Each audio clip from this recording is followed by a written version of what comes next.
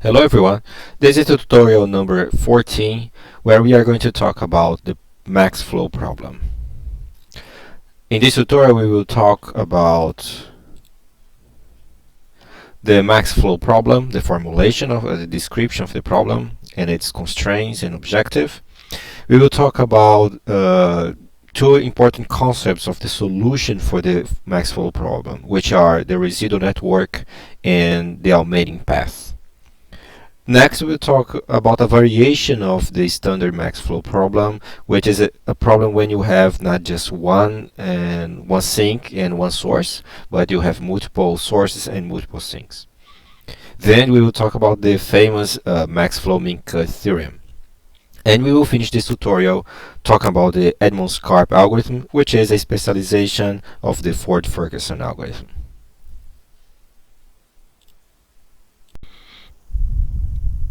So let's talk about the Max-flow problem and its properties. So imagine that you have a direct graph, like the one that you see in the picture. And in this direct graph, you have a starting node named S and a sink node, a destination node named T. And the objective is to push as much stuff as possible from S to T. And while you want to maximize this flow, this amount of things that you are sending from S to T, you are subject to some constraints. For example, first constraint, there is a maximum capacity that you can for each edge. So in other words, there's a maximum number of things that you can send from an edge S to an edge from the vertex S to the vertex A. So in this case, you see the capacity is 5. So you have a capacity 5. So you can send at most 5 things from S to A. Another constraint is the conservation constraint. In the conservation, the amount of flow in the vertex is equals to the amount of flow out of the vertex. So let's say, in this example, you send 5 things from S to A. So the total flow in vertex A is 5. So it means that the total flow that you send to D plus what you send from A to C should be also equals to 5. So if you send 3 things from A to D, you must send 2 from A to C. So this is another constraint. This property applies for every vertex except obviously the starting vertex and the sink vertex. Another constraint is the capacities are integer values. So why? Because some algorithms might crash, and we will see this later, might crash if the values are not integer. But this is a very easy problem to turn around. Another constraint is you cannot have self loops, and also you cannot have a loop like this one. If you have an edge SA in a graph, you cannot have AS in a graph, in this direct graph. But this is again a problem very easy to solve. You can just create an artificial node, let's say S prime, and then you can transfer A to S prime and S prime to S. So you just eliminated the vertex AS. And with the capacity, the same capacity. So if the capacity of the original vertex was 10, so here you have 10 and here you have 10. So it was easy turnaround. So this is the Max-flow problem. So you want to push as much stuff from the source to destination, to the sink. What are the applications for this problem? It's very obvious, it's very straightforward to see that this is useful for logistic problems. Logistics, for example, you want to transport items, goods that you produce from your factory S to a certain destination, another city, another client. But there are some constraints regarding the logistics, the transportation capacity. So there is a maximum amount of things that a truck or a container can carry. or a network capacity, for example. There is a maximum number of packages. We are talking here about message packages between in a computer network. So there are also what is the maximum number of packages that you can send from a server to a certain destination, a certain client computer that receives that package. So it's a very interesting problem, and it starts exactly in this context of identifying the maximum capacity in a transportation network. So let's see if we define properly the problem. So you have a direct graph in which you have a starting node, you have a destination node, you have a certain number of vertices, you have a direct graph,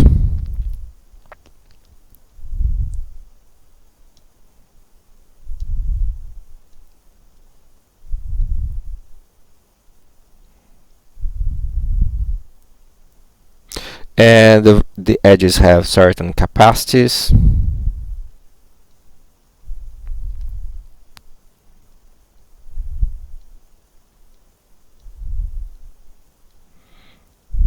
And you want to know what is the maximum amount of things that you can send from the starting node to the sync node. So you have a starting node, start, and you have a sync node. So let's say you decide to push through this graph. Let's change the color. And you want to send through this graph 5 units through this edge.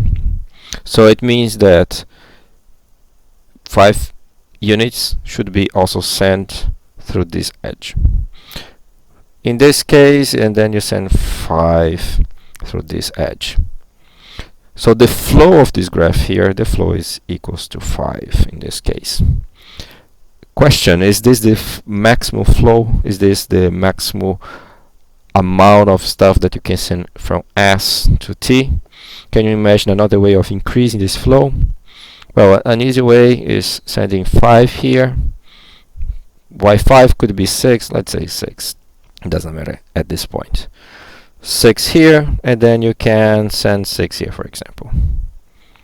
So you are sending 6 out of 10, 6 out of 17. So in this case, now the flow is you are sending 5 this way and 6 this way, 11. So we have 11 so far. Question, is this the maximum flow or not? And how to identify or how to write an algorithm that systematically increases the flow until its maximum?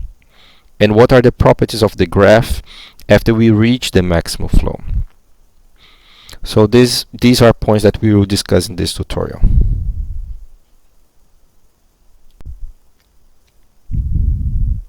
So let's talk about how to solve the max flow problem. The most popular approach is the Ford-Fulkerson method, and what we showed before kind of resembles what the Ford-Fulkerson does. You start with a flow equals to 0, so you start with a graph and with its sync vertex and its starting vertex, and you have the capacities, and you are sending nothing out of the through the network, through the graph. And then you start to increase the amount of things, you start to increase the flow that you send through the graph. And then you do it until you cannot keep increasing. So this is what the Ford-Fulkerson method does. So just to be clear, you identify, you start to send things, you start to increase the flow, then you observe if there is a path that where you can push more, and you keep doing so until there is no path that allows you to push more from the starting node to the sink. So it sounds abstract, but because the method itself is very simple. So in order to make it more concrete and to understand it properly, let's first introduce two concepts that will help us to fully understand the Ford-Fulkerson method and how it works. Hopefully you already got an idea how it works, but understanding these two concepts will help us to understand it even better and to start to implement it. So these concepts are residual network and augmenting path. What is a residual network? Before talking about residual network, we need to talk about residual capacity. There is a formula for residual capacity of an edge UV, which belongs to the original graph. So imagine that you have in the original graph a certain vertex, in this case from S to V1 here in the picture. If you can see it here in the picture, from S to V1 you have a certain capacity 16, and let's say you are sending, so this is the original graph, this is the flow network, and now we have a flow here, illustration of a flow. You are sending 11 units from S to V1, 1 unit from V2 to V1. So if you have 11 and 1 here, you are sending 12 from V1 to V3. So this is just a flow. And what is the residual capacity of this edge? In this case, the residual capacity of this edge is 5, because it's the amount of units that you can send from S to V1. So this is the residual capacity. So you have, let me change the color. So you have a residual capacity here of 5, because this is the amount of units that you still can send from S to V1. So this is the first case. So how many units you can increase the flow? You can increase the flow in this case by 5. But an interesting thing is you also have a residual capacity V1 S1, which is equal to the flow that you are sending from S to V1. In this case you are sending 11, so you have a residual capacity from V1 to S.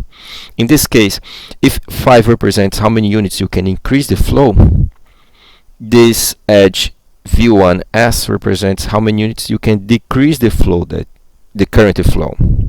So how many units you can increase and how many units you can decrease the flow. So this is the second case of this formula that you can also find in the book, in the Corman book. And any other case is just equals to 0. For example, what is the residual capacity from S to V3? So in this case it's 0. And when it's 0, well, when it's 0, you don't represent it in the residual network, in the residual graph. So this is what is expressed here in the formula. So what is the residual graph? The residual graph, in this case we will call GF, G sub F, is the graph that is formed with the sum set of vertices, but just the edges with residual capacity greater than 0. So in this case you would have the edge 5 and the edge with value 11 in the residual graph. So let's do an example just to make it clear. Let's see an example of a residual graph. Okay, so what is the residual graph of this graph that we draw before? So let's draw it aside. Let me change the color. I'll make it blue. So you have, so ignore for the moment the edges with the red edges. So you have, so this is our GF, we're representing blue. So you have in how many units you can increase the flow from S to A, B, C, D, E. Okay. So in how many units you can increase the flow in this case? You can increase by 5. And in how many units you can decrease the flow from SA? Also 5. But wait, did I mention? Didn't I mention that the graph, the direct graph in the Max-flow problem could not have such a case? There was this constraint: if you have an edge SA, you cannot have an edge AS. So this is true for the original graph, but here what we are talking is no longer the original graph. This is the residual graph. So in the residual graph you can have it. This is not a constraint from the residual graph. So you have 5 units that you can increase the flow from S to A, and you have 5 units that you can send or decrease the flow, you send back from A to S. Now AD, we have, you can increase the flow by 25, you can decrease the flow by 5. You can increase the flow by 7, you can decrease the flow by 5. You can increase the flow by 20. You have no flow, so you can decrease by 0, but because 0, if you remember the definition of the graph, G sub f of the residual graph, you don't show edges with the residual capacity equal to 0, so they are not shown in this graph. So you will not include here the 0 coming back from C to S. You can increase the flow by 14. You can decrease the flow by 6. Here I didn't represent, so let's say the capacity was 2. So you can increase the flow by 2, but you cannot decrease the flow. So you cannot decrease the flow. The residual capacity is 0, so you will not show it here. You can show 11, increase by 11, and you can decrease by 6. Here you can increase by 8, and then you increase by 6. Here you can increase by 2 because you're not sending anything, but you cannot decrease, so it's by 0, and then because it's 0 you will not show it here.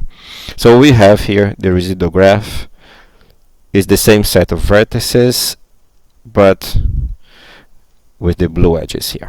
So representing the residual capacities of the edges, which are greater than 0. So this is our residual graph. So hopefully it's clear how to derive this residual graph,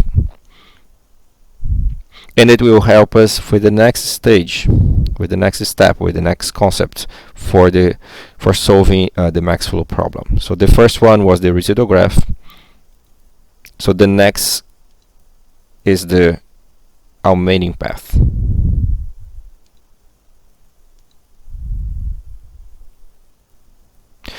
But before that, I'll leave it to you just so you can understand the other examples that we have here. So you have a flow. So you are sending, this is the flow that we just seen, or not quite, but it's very similar.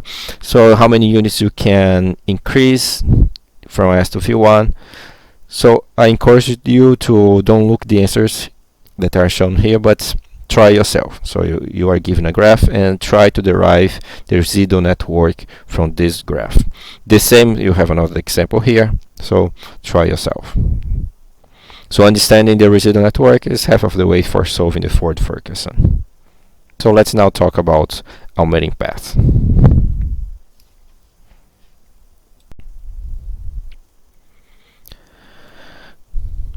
Now that we know what a residual graph is, we are able to understand what an augmenting path is. As the name suggests, an augmenting path is simply a path that connects the source S to the sink T in the residual graph. So in this case, you have here the graph, and in a flow, you have a G sub F, a residual graph of this given flow F. So you have G and you have a flow F, and G sub F, so you have here the residual graph of G and F. So if you were sending 11 units from S to V1, So you are able to increase the flow by 5 and decrease the flow by 11. If you are sending 12 units from V1 to V3, you are able to decrease the flow by 12, but you cannot increase the flow, so that's why you don't have the edge V1, V3, so on and so forth. So hopefully you are able now to build the residual network of this graph. So what is an augmenting path? It is a path from S to T that connects S to T that tells you by how many units you can increase or decrease the flow in those edges. So for example, you have a flow here, an augmenting path S, V2, V3, T. So the residual capacity SV2 is 5, V2, V3 is 4, V3, T it's 5. So 5, 4, 5. So by how many units you can augment or increase the flow in this augmenting path? Obviously, if you have 5, 4, 5, it's 4. So for this edge V2, V3 represents a bottleneck of this path. So you increase the flow from S to V2 by 4, V2, V3 by 4, and V3, T by 4. So given, for example, you were sending 8 before, so it means that you're sending 12 now. If you V2, V3, if you were sending 4 units from V3 to V2, so remember we are updating by 4, but in this case it tells you that you are decreasing the flow. If you are sending 4, now you are decreasing by 4, so you are sending nothing, 0 out of 9. And if you are sending 15, it means that you are now sending, so increase by 5, you are now or by 4, you are now sending 19. So let's see if it applies. The conservation, because we decrease here, it should apply. So you are sending 12 and plus 7 to V3, 12 plus 7, 19 from V3 to T. So all the properties as you see were maintained. So and you have, so now you have a new flow, and you have a new residual residual graph, residual network. So let's try with another example just to make it more clear. So this is the example we did before. Not yes, this is the same example we did before, so a bit larger, easier to see. Here's another example. So you have the original graph, so you are sending 4 units out of 4 from S to W, you are sending 7 units from S to X, and you are sending 6 units from S to Z. So what comes next? So remember, you need to build the residual graph. So here you have G and F. So you build the residual graph. So here you have GF. Once you build GF, you try to find a path, an augmenting path from S to T. So what is an augmenting path here? So if you remember, augmenting path is just simply a path on the residual graph that connects S to T. So here's an example. So you can go from S to Z, or Z from Z to Y, Y to X, X to W, W to T. So you find the augmenting path. The bottleneck value is 2 because X is the remaining capacity, the residual capacity XW in this augmenting path. So if it's 2, you update the flow. So you increase or decrease, if it's the case, the residual capacity, and then you have a new flow. So you have an F prime, and you have a GF prime, G sub F prime. So hopefully it's now very clear. And I'm leaving for you an example that where you can try yourself. You have a graph, you have G and F, So I would like you to try yourself. Try to build the residual network of this graph, then identify a residual or an augmenting path, and then update the residual network, and end up by showing the residual, the G sub f prime, the residual network, the updated residual network.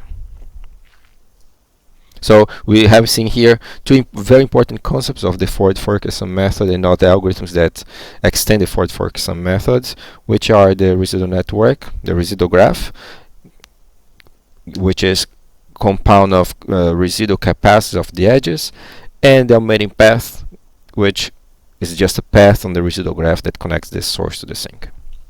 So hopefully this is very clear now. Let's talk about a particular subproblem of Max-flow problem, which is, until now, all the problems we have described, they have one starting node and one sink node. But in problems of logistics in the real world, you don't have just one factory, you don't have just one client, you have a chain of clients, or you have a chain of factories. And so how to adapt this to the Max-flow problem? So this is very simple. Basically, you create, in this case, you have several sources like S1, S2, S3, S4, 5. So you can create an artificial source, S, super source, with infinite capacity to the sources, the original sources, and you can have a super sink with infinite capacity from each of the previous sinks to the super sink. So this is very easy to turn around of this constraint. It's also, you don't need to create an infinity capacity, you can just create the sum of the capacities of the original sources and the original sinks. So this is also easy to turn around.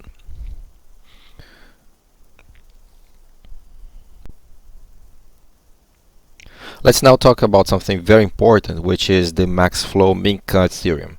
It states a very important property in the problem of max-flow in graphs, which is the maximum flow that you can push from the source to the sink.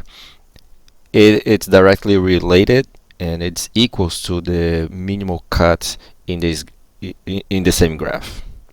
So let's go per parts. Let's discuss it in parts. So first, imagine that you have your directed graph, the original graph, with the capacities. You have the source and you have the sink, and then you apply a cut. What is a cut?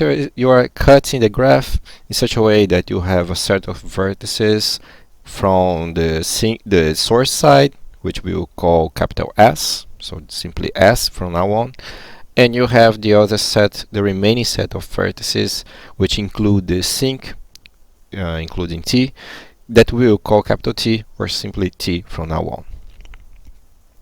So you have a cut. Then you have two definitions. First definition is a definition of a net flow. It's the total of flow that leaves S towards T minus the total flow that leaves T and come back to S. So this is expressed as this formula. So in this case, our net flow of this cut is 19. Why? Because you are sending 12, you are sending 11, and you are receiving 4. So 12 plus 11 minus 4, so you have 19. So this is the net flow of this particular cut. And you have another concept, which is the capacity of the cut. So it's the total amount of units that you can send from S to T. So defined by the cut. So in this case, you can send 12, you can send 14, and here you don't consider because you cannot send V2 to V3. So in this case, the capacity of this cut ST is 26. And then the last statement is very important. A minimal cut of a network is a cut whose capacity is minimal over all the cuts in the network. So you can imagine many cuts. For example, you apply a cut here, you have from one side just S, and from the other side all the other vertices. So you have the cut here is 19. So this cut you had 26, so 19 is minimal compared to, it's less than 26. So if you have a cut where s is equals to s and small s and v1, so the cut here is 12 plus 8, 20. So 19 is still smaller than 20. So 19 was the smallest cut. So on and so forth. So you can try to identify cuts, and there is a minimal cut, which is the cut with the minimal capacity over all the cuts.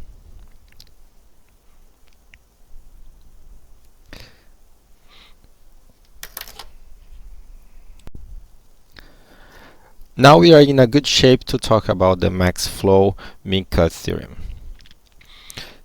In a nutshell, it basically says that the maximum flow, the maximum number of units that you can send from the source to the sink, is equals to the mean cut of the graph. In other words, the cut with the minimal capacity among all the cuts in the graph. In the Max-flow Min-cut Theorem, you have three statements which are equivalent. It means that either all of them are true or none of them is true. So the first statement is F, so you have a flow, and this flow is maximal in G. So assume that you have a certain flow, and this flow is maximal. So this statement is equivalent to statement 2. The residual network of this graphing flow contains no augmenting path. And the third statement is the value of this flow is equals to the value of the cut, or the capacity of the cut, for some cut, and now we know it's the minimal. So it's equals, it's not above, below, but it's exactly equal to the capacity of this cut. So these statements are equivalent. It means that if one if only if 2, and 2 only if 3, and 3 if only if 1. So they are equivalent. Either all of them are true or none of them are true. So how to prove that? So you can, for example, prove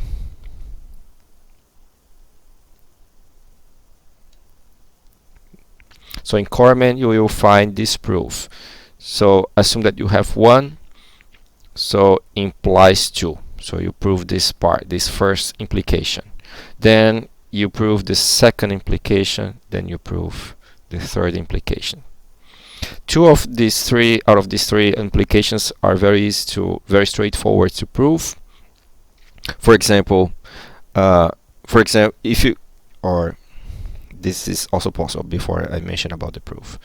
So you could have 2 implies 1, 1 implies 3, and 3 implies 2. So this is, you will find this on Corman.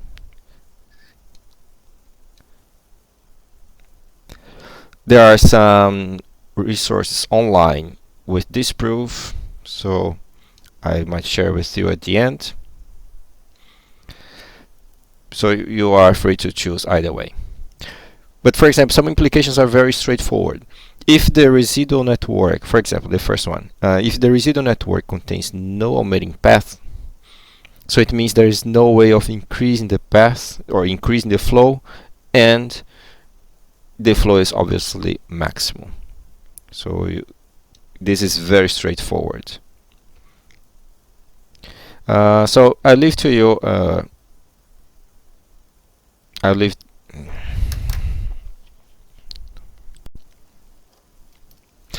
So let's go through the proof of the Max-flow Min-cut Theorem. So if you have that all the statements are equivalent, one way of proving that is proving that if you have 1 you have 2, if you have 2 you have 3, statement 3, if you have statement 3 then statement 1. The first and the third statements are very straightforward to prove, as you will see in the book on Corman.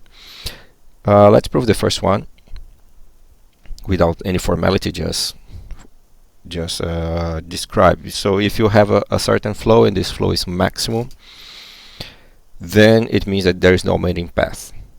But let's prove by contradiction. Let's assume that the flow is maximum and there is an augmenting path. It means that if there is augmenting path, it means that the flow could be increased. And if the flow can be increased by the bottleneck value of this augmenting path, it means the capacity, the residual capacity of the bottleneck edge, the smallest one in the path, it means that the flow could be increased. If the flow can be increased, the flow is not maximum. So this is very straightforward. About the statement, the third implication, sorry. So the value of the flow, so you have a flow that is equals to the capacity of the cut. So you have a flow which is equal to the capacity of the cut. It means that you are using fully the capacity of the cut, and this full value, the sum of all the edges that leave S to the partition S to the partition T where the sink is, the sum of all the capacities is equals to the flow. So for some cut of this partition, so ST here you have a partition ST, partition of G. So then it means that F is maximum. It means that if the value of the flow, first I'll say something very obvious. The value of the flow is obviously limited by the capacity of the cut. This is obvious. You cannot send more than the capacity of the edges, the sum of the edges. So this is obvious. So what we are trying to understand is, or get rid of, is the inequality. So we want to prove the equality. But then if this is true for all the cuts, if it's true for all the cuts, it means, if this is true for all the cuts, that this statement should be true for one cut, for one of the cuts, in this case the minimum of the cuts. So there is at least one cut for that this is true. Why not strictly less? Because if it's strictly less, it means that you are not fully utilizing the capacity of the cut. If you're not fully utilize the capacity of the cut, it means that you can increase the flow. If you can increase the flow is not maximum. So the implication, the first and the third implications are very straightforward, just a matter of logic. Let's go through the second implication. So let's now discuss the second implication. If you have statement 2, then you have statement 3. Statement 3 must be true. In the book, in Corman, you will find the mathematical proof, the formal proof. So here, what we'll try to do is try to understand the intuition behind the proof. So, and it's very straightforward to understand it. So let's assume that the residual graph you have no augmenting path. It means that in the residual graph there is no path connecting S to T. Then what we are trying to find out is that the value of this flow, the flow in this residual graph, is equals to some cut.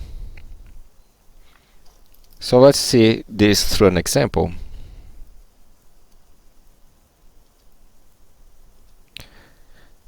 So imagine that this is a certain random residual graph G sub f, and you have the residual capacities for each edge, and you have S and T.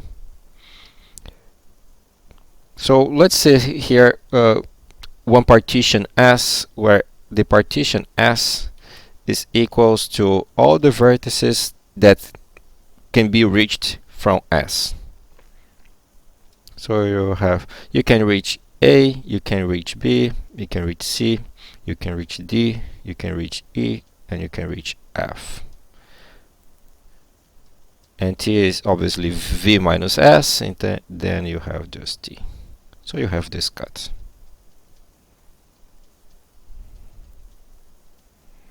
What are these edges? TD, TE, and TF. What are these edges? It means that this is the residual capacity. It means that you can decrease the flow from D to T by a certain value. You can decrease the flow, but you cannot increase the flow. It means that if you cannot increase the flow, you can just decrease the capacity. The total capacity is fully used. It's totally used. The flow, so the flow that you are sending from S to T.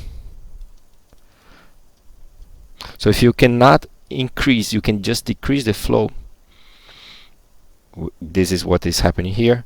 It means that the flow is utilizing fully the sum of the capacities. So this is what is happening. So the flow is utilizing the full capacity. It means that the value of the flow is equal to the sum of the capacities of the D, E, F, all of them going to T. So let's just capacity dt, capacity et,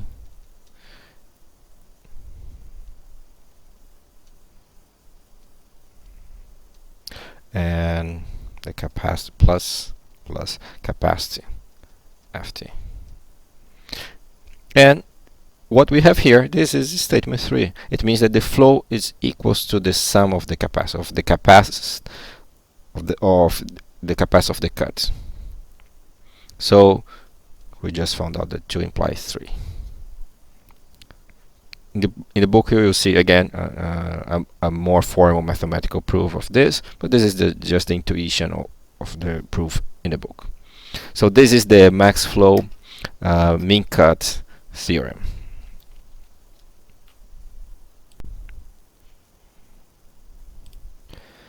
So there is an example in on the PDF that is shared for you.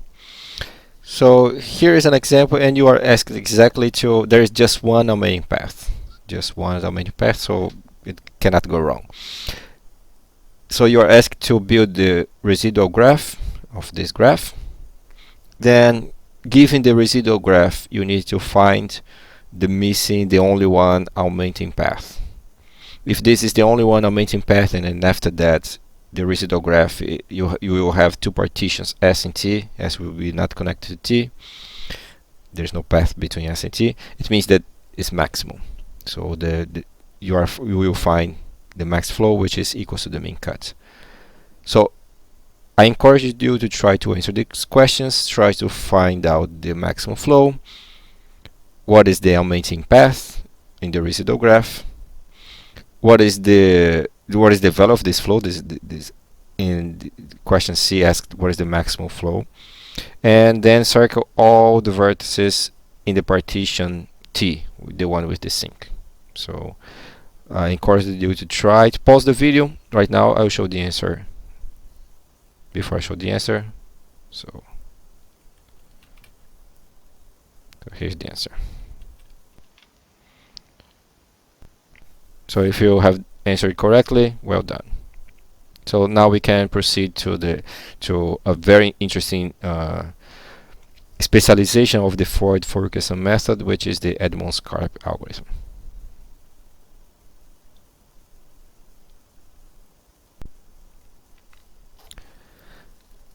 So if you remember the Ford-Fulkerson method, you have a residual graph. You start with building the residual graph. Then you try to find the augmenting path, and after you have the augmenting path, you can increase the flow. Then you have a new residual graph. Then you keep iterating. What is the complexity? What is the difficulty? The issue with the Ford-Fulkerson? Well, the hard part is finding the augmenting path. Sometimes it's not trivial. So there are many ways you can start finding a very wiggly path toward from the sink to the from the source to the sink. So there are many ways of finding this augmenting path.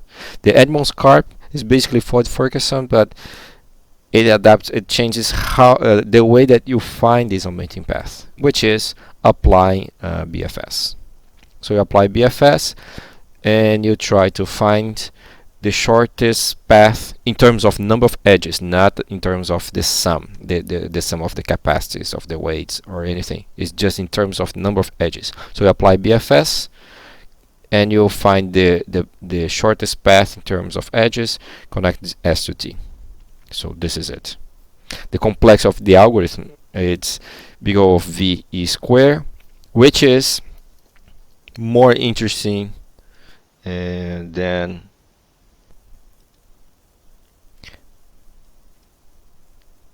it's more interesting, or it depends of E, big O E F star of the standard Ford-Fulkerson method, where the capacity here, where the capacity, the values of the capacity of the edges affects the complexity of the algorithm. Why? Because, for example, imagine Ford-Fulkerson, you are iterating, and each iteration you reduce by 1 the maximum flow, or you increase by 1 the maximum flow. You are always find augmenting path that increase by 1 the current flow. So it means that we will iterate F star times, and at each iteration you apply 1 BFS to reach from S to T. So in this case, Edmonds-Park optimized this by having VE iterations. So in Corman you can find not trivial but a simple proof of this statement. So let's see how the Edmonds-Park work. So here you have an example. You have a residual graph.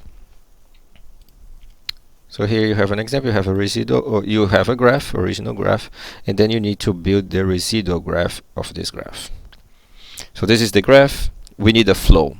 So first we need the flow. So imagine that you have a flow.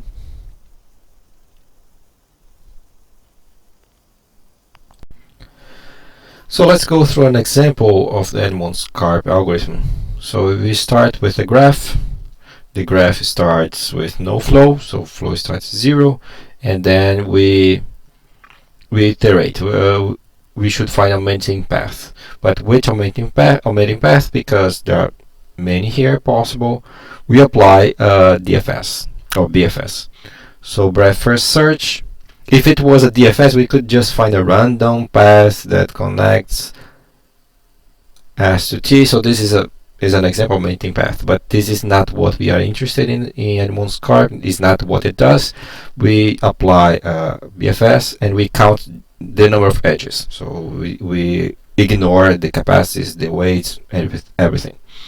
So because of the characteristics of this graph, so you might have this is the shortest path, is the same as this, is the same as this. So just because of the adjacency matrix says so, we will use this. Let's we assume this is the first one. So the BFS finds an augmenting path. What is the bottleneck value here is 5, so we are sending 5 out of 5, 5 out of 10. So we just found a augmenting path. The next augmenting path we apply, so this edge no longer exists in the residual graph.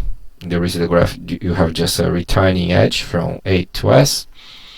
So you have this path, so SB, BE, EH, and HT.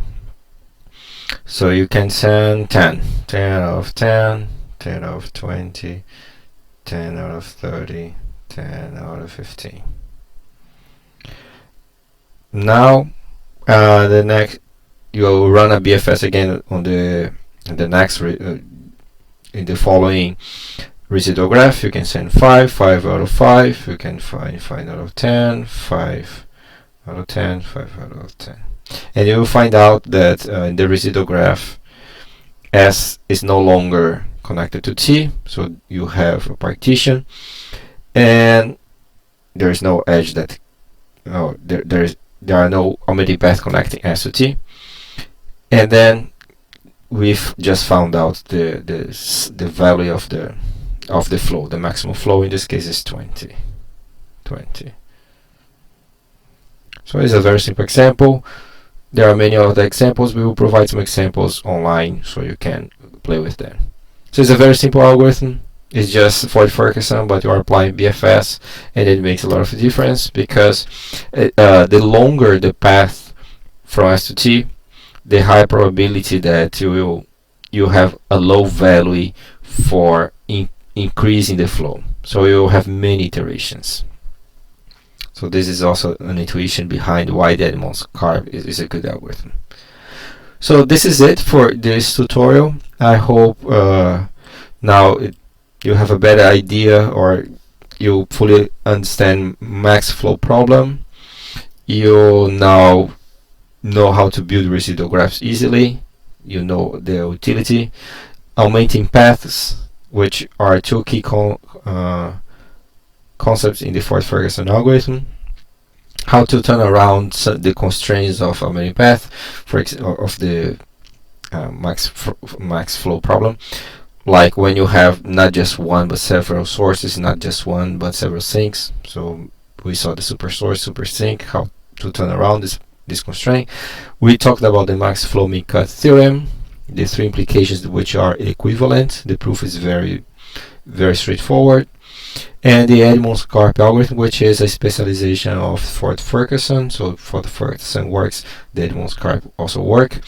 And basically you use BFS, counting the number of edges, and you start with the shortest path from S to T as augmenting path.